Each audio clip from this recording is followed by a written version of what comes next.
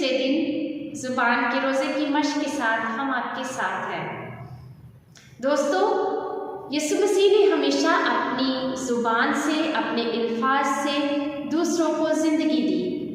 उनके ज़िंदगी बख्श अल्फाज ने हमेशा शिफा दी। आज हम अपनी गुफ्तार पर गौर करेंगे कि आया हमारे अल्फाज दूसरों को ज़िंदगी देते हैं या दूसरों के लिए तकलीफ़ का बायस बनते हैं।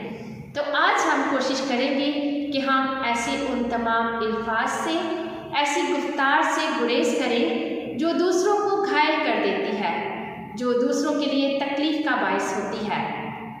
हम कोशिश करेंगे कि हम आज मीठी ज़ुबान का इस्तेमाल करें, अच्छे अल्फाज का इस्तेमाल करें, ताकि हमारी गुफ्तार, हमारी ज़ुबान दूसरों के लिए शिफा का बायस बने, दूसरों के लिए तसल्ली का बायस बने और दूसरों के लिए ज़िंदगी बख्श साबित हो।